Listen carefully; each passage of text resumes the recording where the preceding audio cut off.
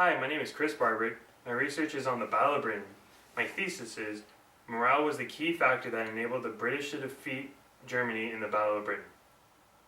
Throughout history, many wars have been fought. Usually the outcomes of these wars rely heavily on the size of the opposing armies, the military tactics, and weaponry. There is one constant variable in war that can outweigh and possibly overcome these other variables. That is morale. What is morale? Well, according to the Oxford English Dictionary, morale is the mental or emotional state with regard to confidence, hope, enthusiasm, etc. of a person or group engaged in some activity, or a degree of contentment with one's lot or situation.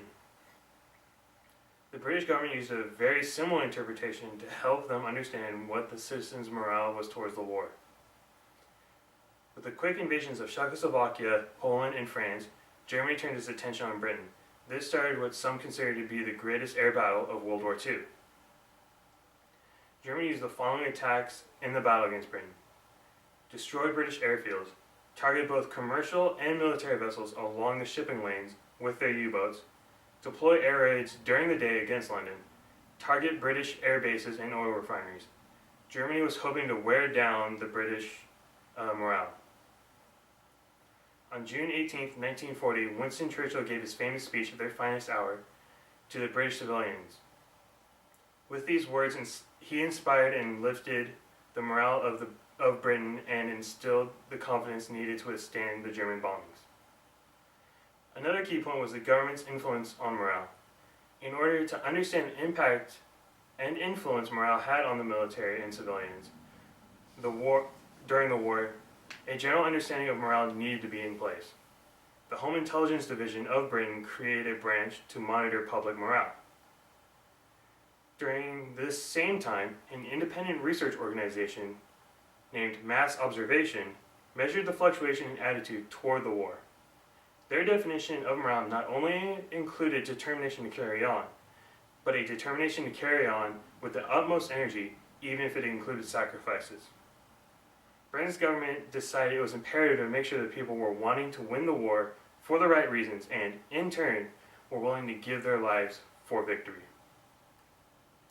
Churchill's speech came at a time when Britain's morale was failing. The government decided to create the slogan, "We can take it." With the growing sense of a possible victory, the slogan was changed to, "We can give it." A final key point was how technological advancements and military tactics impacted morale.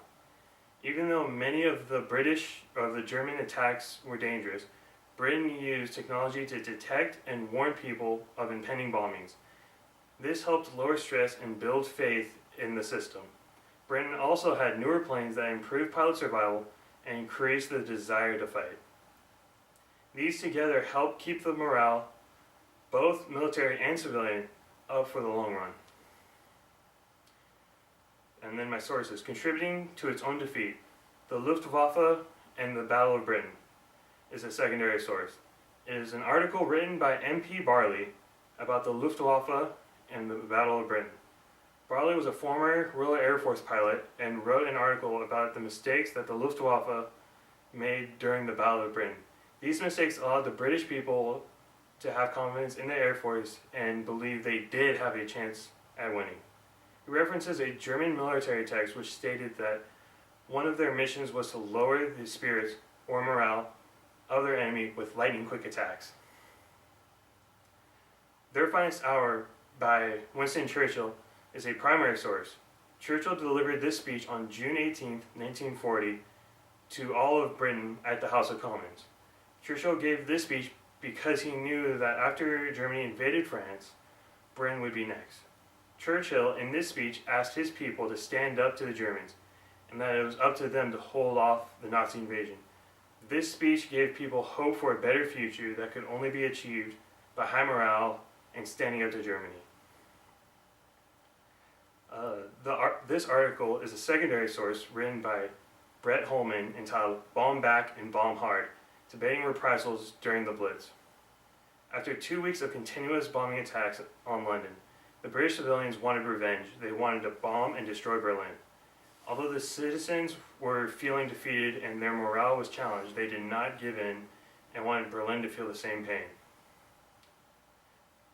This book, The Battle of Britain, the greatest air battle of World War II, is a secondary source written by Richard Hugh and Dennis Richards. This book discusses the actual battle and how both sides acted with their air forces.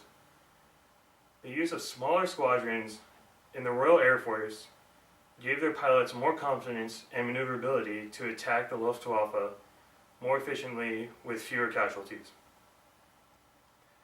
Robert McKay's book, Half the Battle, Civilian Morale in Britain during the Second World War, is a secondary source.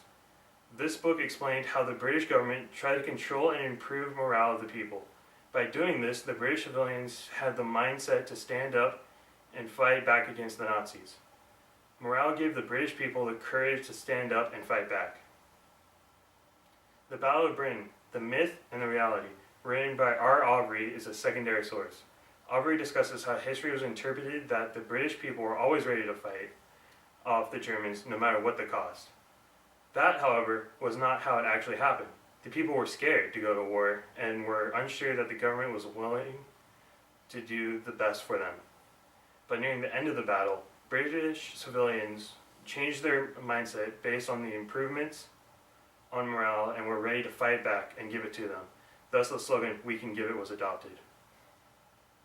William Walker was a British Air Force pilot that was interviewed about how it was fighting in the Battle of Britain. When told that some historians are trying to discredit the battle, that it was not important and that Hitler wasn't that serious about invading Britain, Walker replies by calling it rubbish, and that if the Royal Air Force were put in a place where they could not compete with the Luftwaffe, that Hitler would have invaded, no questions about it.